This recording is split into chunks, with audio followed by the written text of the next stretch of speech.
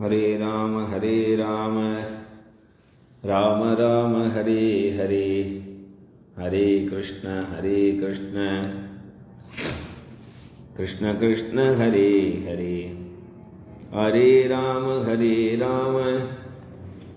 राम राम हरे हरे, हरे कृष्ण कृष्ण कृष्ण हरे हरे, हरे राम राम राम हरे हरे, हरे कृष्ण कृष्ण कृष्ण हरे हरे, हरे राम राम राम हरे हरे, हरे कृष्ण कृष्ण कृष्ण हरे हरे।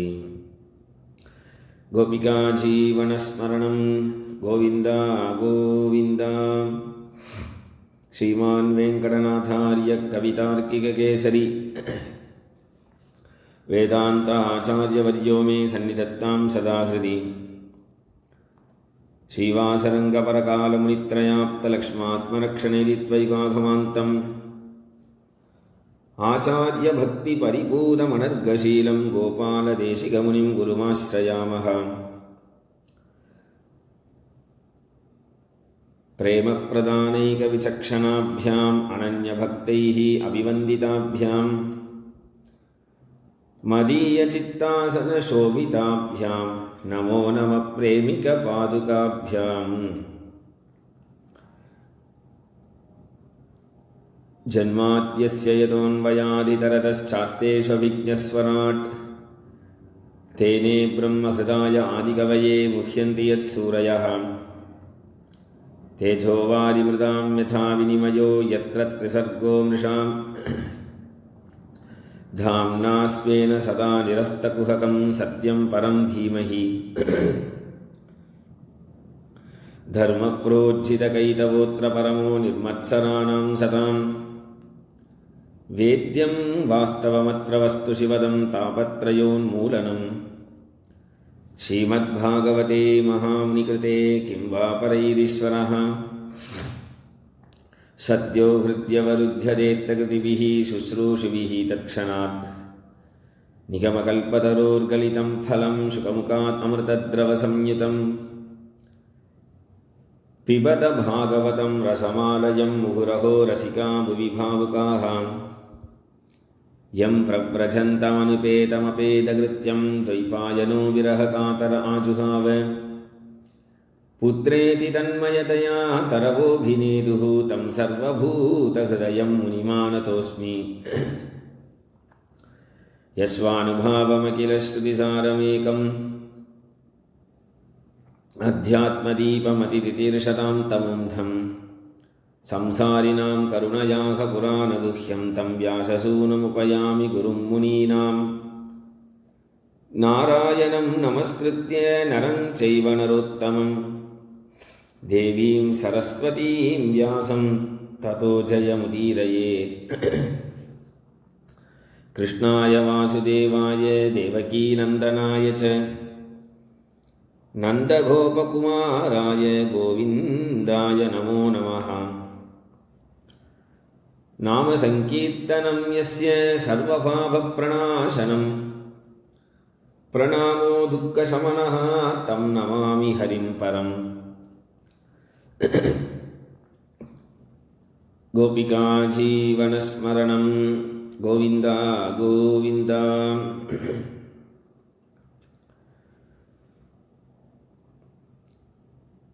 ஸ்ரீமத்பாகவதம் என்கின்ற புராணத்தை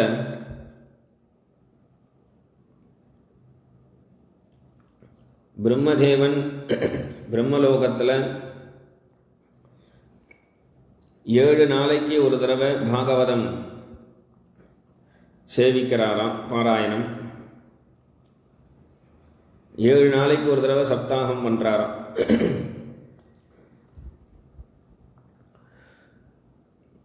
சாட்சாத் ஸ்ரீமன் நாராயணன் வைகுண்டத்தில் ஸ்ரீமத் பாகவதத்தை 48 நாள் ஒரு மண்டலம் ஒரு பாகவத சப்தாகம் பூர்த்தி பண்ணுறாராம். அதே ஸ்ரீமத் பாகவதத்தை சிவபெருமான் கைலாசத்தில் ஒரு வருஷம் ஆறுதான் ஒரு பாகவதத்தை பூர்த்தி பண்ணேன்.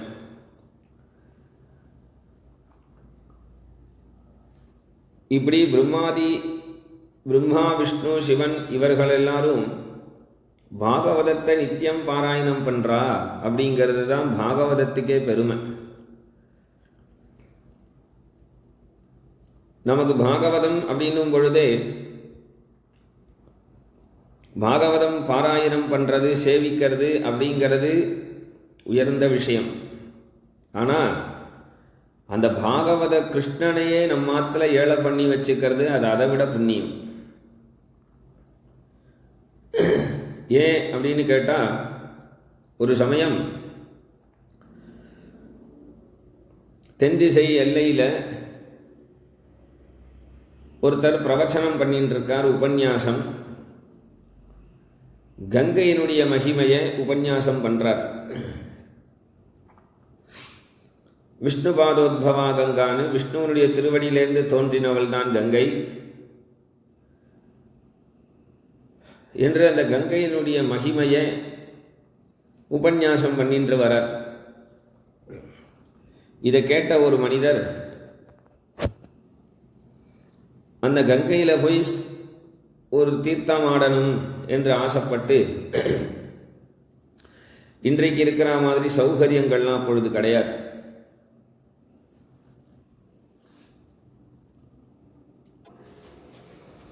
இன்றைக்கு இருக்கிற மாதிரி சௌகரியங்கள் அந்த காலத்தில் கிடையாது, நடந்து தான் போகணும்.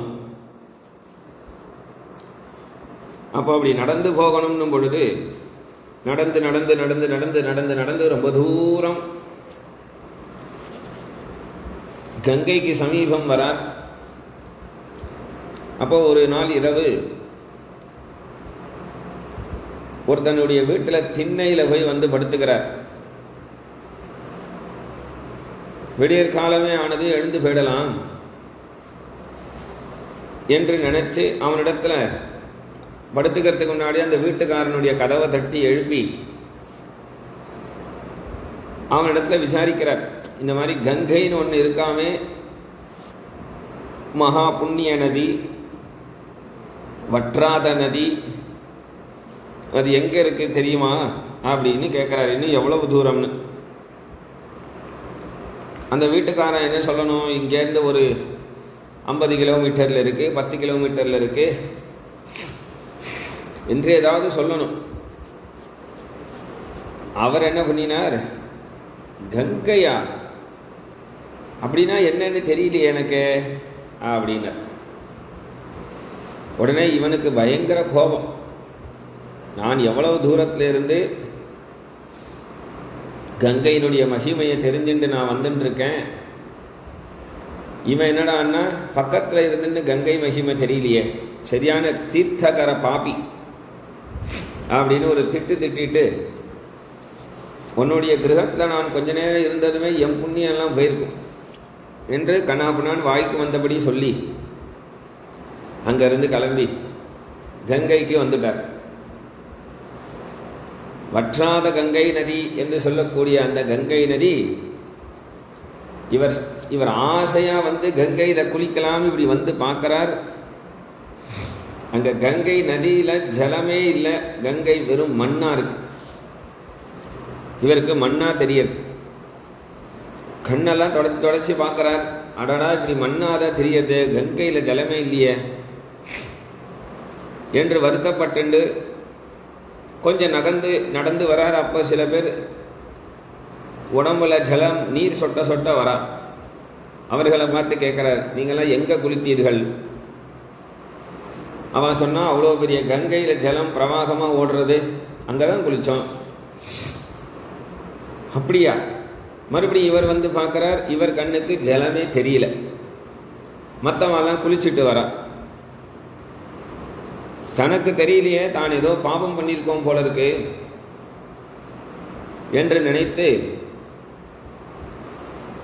நடந்து வந்த களைப்புல ஒரு மரத்தடியில் உட்காந்து அப்படி விசிராந்தி எடுத்துட்டார். அவருடைய சொப்பனத்தில் கங்கா மாதா வந்தா கனவுல. அவ வந்து சொன்னா, நீ இப்போ வர வழியில் ஒரு கிரகத்தில் வந்து தங்கினியே,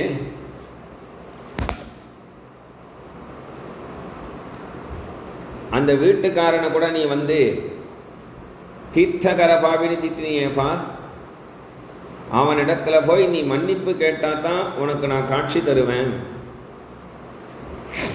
என்று கங்கை சொன்னதும் உடனே இவன் அடிச்சு பிடிச்சு ஓடி வரான். அந்த வீட்டை தேடி நடுராத்திரி, அந்த நடுராத்திரியில் போய் அவனை தொந்தரவு பண்ண வேண்டாம், விடியற் காலம் ஆனதும் மன்னிப்பு கேட்கலாம் என்று திண்ணையிலேயே படுத்துட்டு இருக்கார். மாலை விடியற் காலம் ஒரு 3-4 மணி இருக்கும். இவருடைய வீட்டு வாசல்ல 7 கண்ணங்கரையில்னு 7 ஸ்திரீகள் வரா, கருப்பா இருக்கா. அவர்கள் ஒத்தொத்தர் ஒவ்வொரு வேலை பண்றா. ஒருத்தர் வந்து வாசல் பெருக்கிறா, ஒருத்தி சாணி முழுகிறா, ஒருத்தி கோலம் போடுறா, ஒருத்தி வந்து புஷ்பங்கள்லாம் பிரித்து வைக்கிறா, ஒருத்தி குப்பையெல்லாம் கொண்டு போய் வெளியில் கொட்டுறான். அந்த வீட்டையே 7 பேரும் சுத்தம் பண்ணுறா. 7 பேர் சுத்தம் பண்ணிட்டு அவர்கள் கை கால் அளவிண்டு வாசலுக்கு போகும்பொழுது கருப்பாக இருந்த அத்தனை பேரும் தங்க வர்ணத்தில் மாறி போயிட்டாலும். இவருக்கு ஆச்சரியம், கருப்பாக இருக்கிறவன் எப்படி வெள்ளையாக ஆக முடியும்? உடனே அந்த வீட்டுக்காரன் கதவை தட்டினார். அவன் வந்து திறந்தான். திறந்துட்டு, சுவாமி என்ன திட்டினது போராதுன்னு மறுபடியும் திட்ட வந்துட்டேலான்னு. நான் இப்போ திட்டுறதுக்கு வரலை, பின்ன என்ன இல்லை, உங்கள் ஆற்று வாசலில் 7 ஸ்திரீகள் கருப்பாக வந்துட்டு போனான். அவன் வேலையெல்லாம் ஏதோ பண்ணினா, அதை முடிச்சுட்டு போகும்பொழுது வெள்ளை வெள்ளையர்னு ஆகிட்டான். அது எப்படி சாத்தியம்? என்ன ஆச்சு? அவர்கள்லாம் யாரு? உடனே இந்த கிரகஸ்தன் கேட்டார், அவெல்லாம் உங்கள் கண்ணில் பட்டுட்டாளா? அவர்கள் யாருன்னு நான் இப்போ கூப்பிட்றேன். போயிட்டார்களே சுவாமி, நான் கூப்பிட்டா வருவா சுவாமி என்று கூப்பிடுறேன்னு சொல்லி வாசலுக்கு வந்து கங்கை, யமுனை, காவேரி, வைகை, சிந்து, நர்மதா, கோதாவரி வா அப்படின்னார். 7 மகாநதிகள் சொல்கிறோமே, அந்த 7 மகாநதிகள் தான் இந்த ரூபத்தில் வந்தாலும். அவர்கள் எப்படி இவர்களுக்கு வந்தார், ஏன் கருப்பாக வந்தா, ஏன் வெள்ளையாக போனா என்று கேட்டார். எல்லா நதிகள்லையும் போய் ஸ்நானம் பண்ணினா பாவம் ஒழியும், பாவம் ஒழியும்னு ஜனங்கள்லாம் பாவத்தை ஒழிக்க போகிறாளே, அப்போ ஜலத்துக்கு பாவம் சேர்ந்துருமே. அப்போ அந்த ஜலம் அந்த தன்னுடைய பாவத்தை எங்கே போய் கரைக்கும்? சாதுக்களுடைய ஸ்பர்ஷத்தினால, சாதுக்களுடைய ஸ்பர்ஷத்தினால. அதனால் உடனே இவர் கேட்டார், உங்கள் ஆற்றுல கங்கை, யமுனை, சரஸ்வதினு 7 நதிகளே வந்துட்டு வேலை செஞ்சுட்டு போகிறதுனா, அப்போ உம்மிடத்தில் ஏதோ ஒரு முக்கியமான ஒரு தபஸ் இருக்கணும். பூஜை அறையை கொஞ்சம் பார்க்கலாமா அப்படின்னார். இவர் சொன்னார், ஏற்கனவே எனக்கு கங்கை தெரியல, அது தெரியலன்னு திட்டுனீரே, நான் பூஜை அறையில் ஒரு பூஜை படம் கூட வச்சிருக்க மாட்டேனே, பரவாயில்ல நான் பார்க்கணுன்னார். சரி வா என்று அழைச்சிட்டு போனார். உள்ளே போய் பார்த்தா சுற்றி முற்றி பார்க்குறார், ஒரு பெருமாள் படம் இல்லை. கீழே இப்படி பார்க்குறார், வியாசபீடம் இருக்குது. அந்த வியாசபீடத்தில் ஒரே ஒரு புஸ்தகம் இருந்தது. இது என்ன புஸ்தகம் அப்படின்னு எடுத்து பார்த்தா ஸ்ரீமத் பாகவத மகாபுராணம். சுவாமி, நீர் பாகவதம் சேவிப்பீரா? இல்லை. பின்ன எங்கள் அப்பா சேவிச்சுட்டு இருந்த பாகவத புஸ்தகம் என்னிடத்துல கொடுத்து, நீ வெறுமை இதுக்கு 2 துளசி போடு, பிரதட்சண நமஸ்காரம் பண்ணுன்னு சொன்னான். நான் பிரதட்சண நமஸ்காரம் பண்ணுறேன். அப்படி பிரதட்சணம் பண்ணும்போது எனக்கு ஒரு 4-5 ஸ்லோகம் சொல்லி கொடுத்தா, அதை நான் சொல்லிட்டு இருக்கேன். தேவதேவ ஜெகநாத புண்ணியஸ்ரவண கீர்த்தன சப்தாகஸ்ரவணம் தேவ சஃலம் குரு சர்வதா சம்சார சாகரே மக்னம் தீனம் மாம் கருணாநிதே கர்மமோக கிரஹீதாங்கம் மாமுத்தர பவார்ணவாத் ஸ்ரீமத்பாகவதாख्योऽयं பிரத்யக்ஷः கிருஷ்ண ஏவ ஹி ஸ்வீகிருதோசி மயா நாத முக்த்யர்த்தம் பவசாகரே மனோரதோ மதீயோயம் சஃபலः சர்வதா த்வயா நிர்விக்னேனைவ கர்த்தவ்யः தாசோகம் தவ கேசவ சுகரூப பிரபோதஜ்ஞ சர்வசாஸ்திர விசாரத ஏதத் கதா பிரகாசேன மதஞானம் விநாசய என்று இந்த ஸ்லோகங்கள்லாம் எனக்கு சொல்லிக் கொடுத்தா எங்கள் அப்பா. நான் இது மட்டும்தான் எனக்கு தெரியும். ரெண்டே துளசி அந்த பாகவத கிருஷ்ணன் மேலே போட்டுட்டு நான் ஒரு பிரதட்சணம் பண்ணி சேவிப்பேன் சுவாமி என்று சொன்னாராம். அப்போ பாகவத புஸ்தகத்துக்கு துளசி போட்டாலே என்னன்னா நம்ம ஆத்துல சப்த நதிகள் வாசம் பண்ணுவா, நம்ம ஆத்துல சப்த ரிஷிகள் இருப்பா, சித்தர்கள் இருப்பா, 33 கோடி தேவர்கள் வாசம் பண்ணுவா. அவெல்லாம் நம்ம கண்ணுக்கு தெரிய மாட்டா. ஆனால் பாகவதம் இருக்குன்னா அந்த இடத்துக்கு வந்துடுவா. ஏன்னா ஸ்ரீமத் பாகவதி வார்த்தா சுராணாமபி துர்லபாகான்னு இந்த பாகவதம் அப்படிங்கிறது தேவர்களுக்கு கூட கிடைக்கலன்னு. பரீட்சித்ராஜனுக்கு சுகபிரம்ம முனிவர் பாகவதம் சொல்லக்கூடிய இடத்துல தேவேந்திரன் அமிர்த கலசத்தோடு வந்துட்டானா. சுகபிரம்மரை பார்த்து நீங்களாவது அமிர்தம் எடுத்துக்கோன்னா, அவருக்கு ஆகாரம் சாப்பிட்டு தான் உயிர் வாழணும்னு அவசியம் இல்லை. அதனால் அவர் தேவாமிர்தத்தை வேண்டான்னு சொல்லிட்டார். பரீட்சித் ராஜனாவது 7வது நாள் உயிர் போகிறது.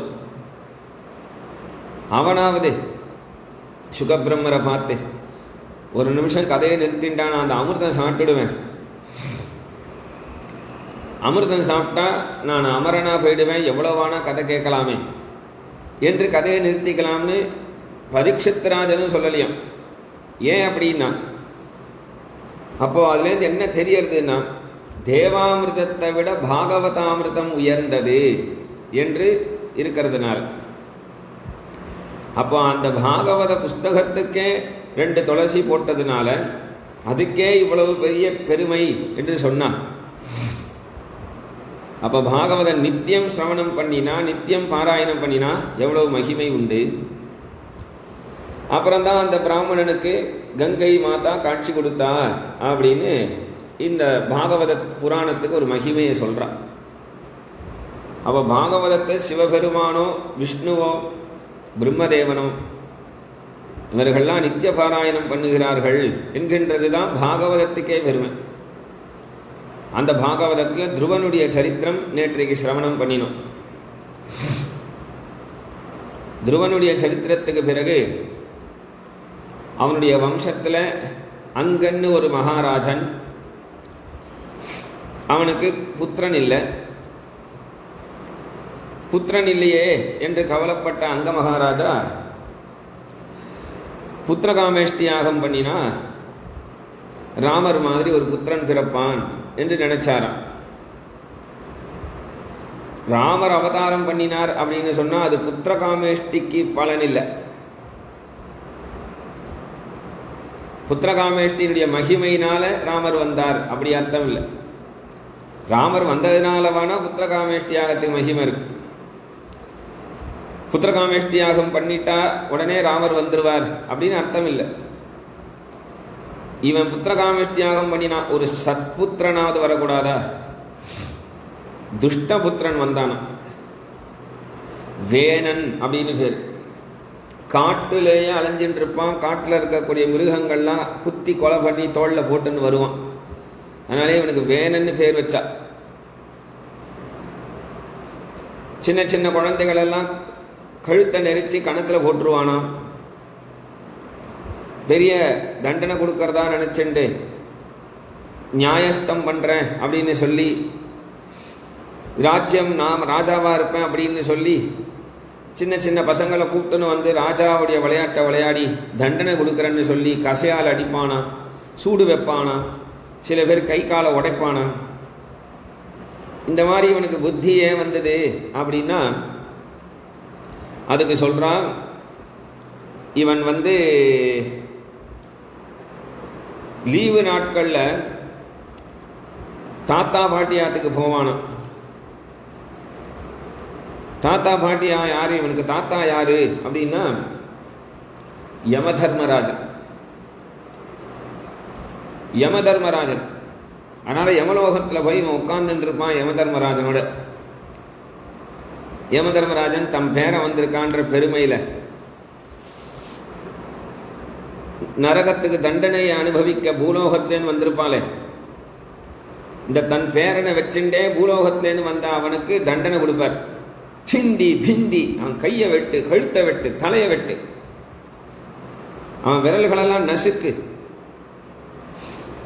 அவனை நெருப்பில் கொண்டு போய் போடு, அவனை பெரிய பாழும் கணத்தில் போடு என்று இப்படி குழந்தைய வச்சுட்டே பேசினான்.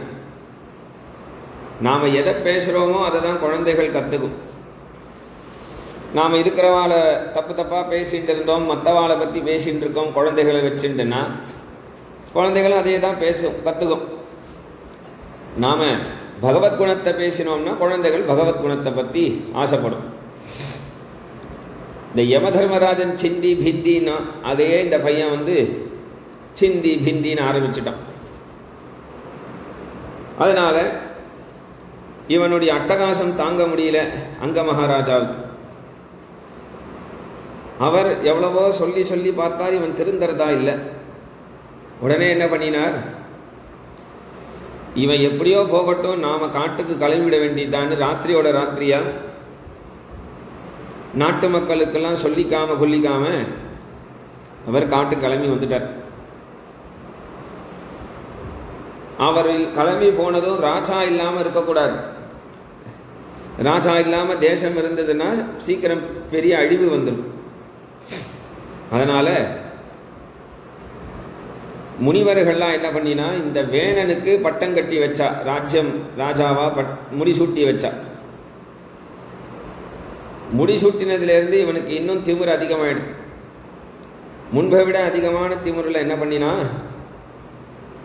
முனிவர்கள்லாம் இவனை பார்க்க வந்தா அவர்கள்ட்டே சொன்னான்,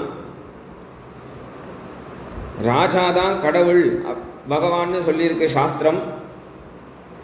அதனால் இனிமேல் யாரும் கோவில்களுக்கெல்லாம் போக வேண்டாம். கோவில்களில் போய் பூ மாலை போடுறதோ மாலை போடுறதோ பெருமாளுக்கு, இல்லை நகைகள் போடுறதோ பிரசாதம் படைக்கிறதோ அபிஷேகம் பண்ணுறதோ எதுவாக இருந்தாலும் இனிமேல் எனக்கே பண்ணலாம். உங்களுக்கெல்லாம் நான் காப்பாற்றுறதுக்கு இருக்கேன், அனுகிரகம் பண்ணுறேன் அப்படின்னு ஆரம்பிச்சிட்டோம்.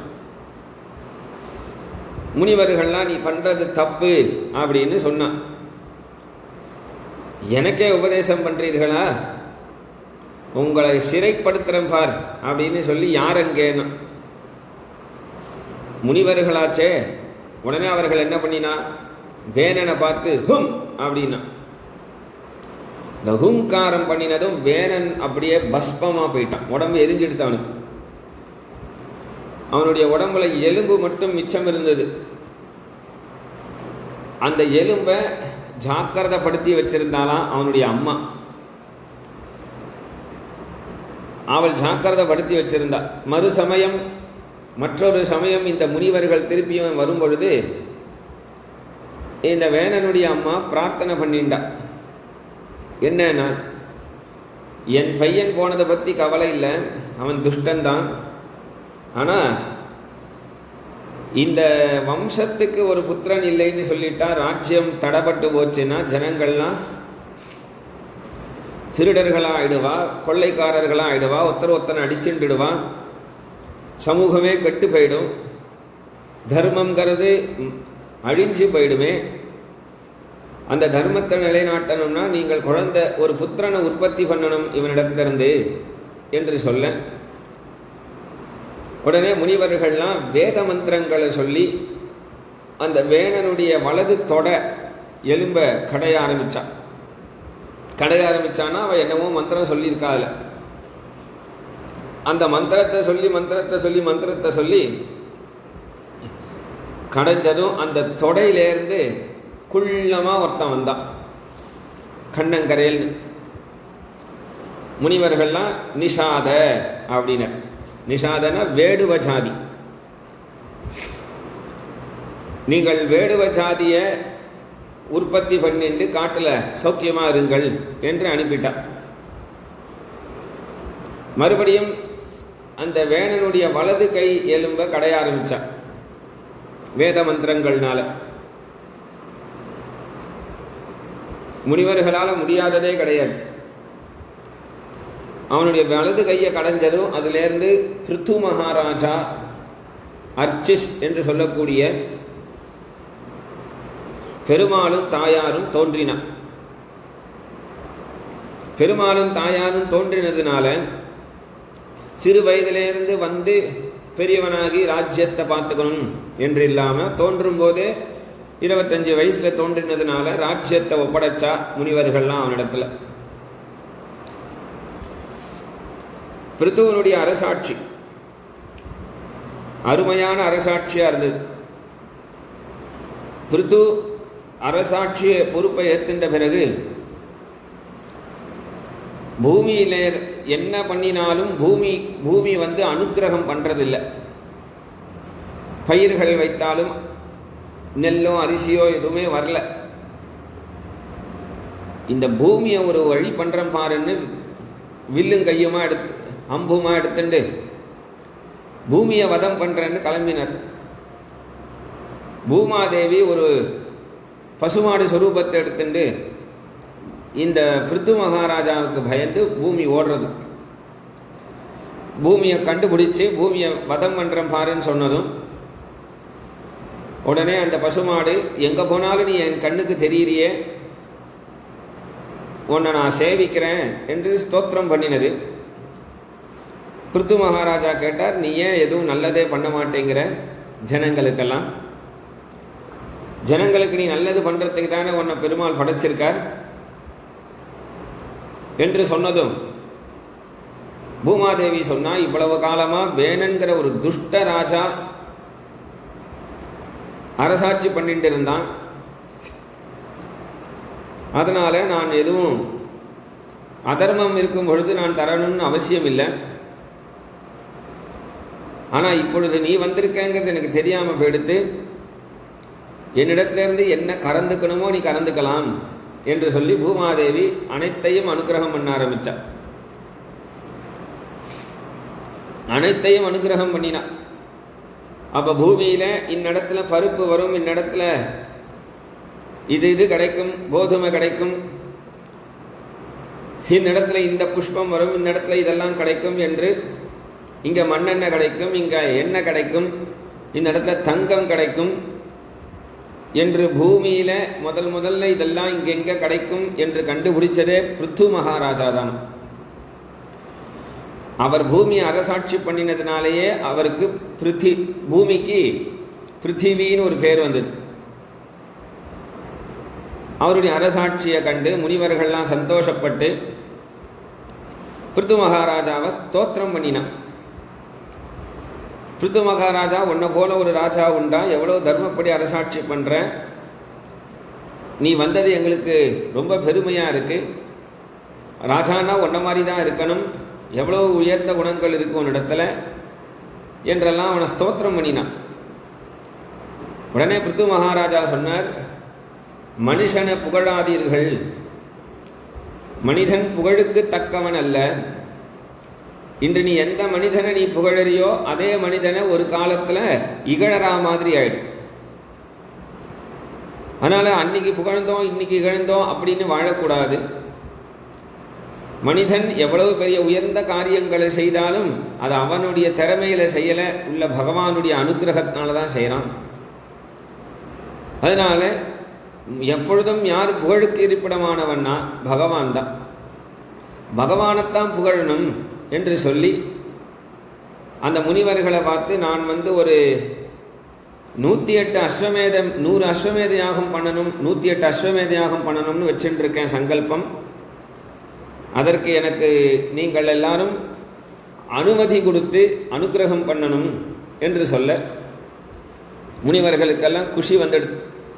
தர்மம் செய்யணும் அப்படின்னும் பொழுது அதை வரவேற்கணுமே தவிர வேண்டான்னு சொல்லக்கூடாது. அவன் 100 யாகம் 99 யாகம் பண்ணிட்டான். அஸ்வமேத யாகம் பிருத்து மகாராஜா. 100வது அஸ்வமேத யாகம் பண்ணும் பொழுது அந்த குதிரையை காணும். குதிரையை காணுமேன்னு சொன்னதும் பிருத்து மகாராஜா தன்னுடைய புத்திரனை அனுப்பினான். அவன் அந்த குதிரையை தேவேந்திரன் தான் எடுத்துட்டு போயிருக்கான் என்று தெரிஞ்சு தேவேந்திரனை யுத்தத்தில் ஜெயித்து அந்த குதிரையை எடுத்துன்னு வந்தான். அதனாலே அந்த பிருத்து மகாராஜா பையனுக்கு விஜிதாஸ்வன் அப்படின்னு ஒரு பேர் வந்தது. மறுபடியும் சங்கல்பம் பண்ணிட்டு 100வது அஸ்வமேத யாகத்தை பண்ண பார்த்தார். மறுபடியும் குதிரை தொலைஞ்சு போயிடுத்து. உடனே கோபப்பட்ட பிருத்து மகாராஜா இந்த தேவேந்திரனையே இப்படி பண்ணுறான், அவனை முதல்ல ஒழிச்சு கட்டிட்டு அப்புறம் நான் யாகம் பண்ணுறேன் என்று சொல்லி யுத்தத்துக்கு போயிட்டாராம். தேவேந்திரனை எதிர்த்து யுத்தத்துக்கு போகும்பொழுது சாக்ஷாத் பிரம்மதேவனே வந்தார். பிரம்மதேவனே சொன்னார், பிருத்து மகாராஜா, நீ 100வது அஸ்வமேத யாகம் பண்ணினா என்னாகும்? இந்திரனுடைய பதவி போயிடும். இந்திரனுக்கு தன்னுடைய பதவி போயிடுமேங்கிற ஒரு பயத்தினால தான் அவன் அந்த குதிரையை எடுத்துக்கிறான். இல்லையே, நான் பதவிக்காக பண்ணலையே பிரம்மா, நீ பதவிக்காக பண்ணலை. இருந்தாலும் அவனுக்குன்னு ஒரு பதவி இருக்கு, அதை பறிக்கக்கூடாது. உனக்கு தர்மத்தில் ஆசையா பதவியில் ஆசையா? தர்மத்தில். அப்போ 99 யாகமே போதும். அலம் ஏகோன சதக்ரது 99 போரும் என்று பிரம்மதேவன் உபதேசம் பண்ணதும் அதை ஏற்றுக்கொண்ட பிருத்து மகாராஜா 99 யாகத்தோடு நிறுத்திட்டார். உடனே சந்தோஷப்பட்ட பிரம்மா அந்த பிரம்மதேவனுடைய இந்த உபதேசத்தை கேட்டு பிருத்து மகாராஜா கேட்டதுனால அவருடைய அக்னி குண்டத்திலிருந்து சாட்சாத் விஷ்ணு பகவான் பிரத்யக்ஷமானார். ஸ்ரீமன் நாராயணன் பிருத்துவும் பகவான் தான், அவரும் பகவான் தான். இருந்தாலும் யஜ்ஞஸ்வரூபனாக இருக்கக்கூடிய ஸ்ரீமன் நாராயணன் பிரத்யக்ஷமாகி பிருத்து மகாராஜாவுடைய பெருமையை நினச்சி சந்தோஷப்பட்டு குணங்களை நினச்சி பிருத்துவை பார்த்து சொன்னார், உனக்கு சனகாதிகள் ஆத்ம வித்யை உபதேசம் பண்ணுவார்கள் என்று பகவான் சொல்லி மறைஞ்சு போயிட்டான். அப்புறம் கொஞ்சம் நாட்கள் இருக்கும். அப்போது பிருத்து மகாராஜாவினிடத்துல பெருமாள் ஒரு வரம், என்ன வரம் வேணுமோ கேளுன்னாராம். அப்போ பிருத்து மகாராஜா என்ன கேட்டார், எனக்கு 1000 காதுகள் வேணும், 10,000 காதுகள் வேணும்னு. விதத்ஸ கர்ணாயுதம் ஏஷமே வரகா. எதுக்குப்பா உனக்கு 10,000 காதுன்னா, எங்கெங்கெல்லாம் வம்பு கதைகள் இருக்கோ அதெல்லாம் நான் கேட்டு கேட்டு ஆனந்திக்கிறதுக்கு, அதுக்கு இல்லை. பின்ன எங்கெங்கெல்லாம் பகவத் குணானுபவம் காலக்ஷேபம் நடக்கிறதோ, ஸ்தோத்திர பாடங்கள் நடக்கிறதோ, உற்சவாதி விஷயங்கள்லாம் பேசப்படுறதோ, பகவத் குணங்கள் எங்கெங்கெல்லாம் அன்வயிக்கப்படுறதோ அதெல்லாம் இந்த காது கேட்கணும். அதை கேட்டு என் ஹிருதயம் பூரா நிறைஞ்சிருக்கணும் சுவாமின்.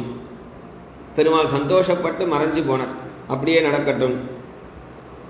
அந்த பிருத்து மகாராஜா மறுபடியும் கொஞ்ச நாளைக்கெல்லாம் ஒரு யாகசாலை அமைத்து யாகம் நடத்தினான். அப்படி நடத்தும் பொழுது அதில்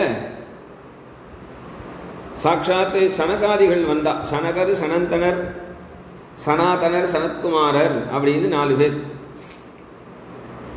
அவர்கள் வந்ததை பார்த்ததும் உடனே பிருத்து மகாராஜா அவர்களை விழுந்து சேவிச்சு பூர்ணகும்ப மரியாதை பண்ணி அவர்களிடத்தில் பேசினான். பவத்சு குஷல பிரஷ்னா ஆத்மா ராமேஷு நேஷ்யதே. சாதுக்களிடத்தில் போயிட்டு எப்படி பழகணும் அப்படிங்கிறத பிருத்து மகாராஜா சொல்லித்தரான். சௌக்கியமா அப்படின்னு சாதுக்களை பார்த்து நாம் கேட்கக்கூடாது.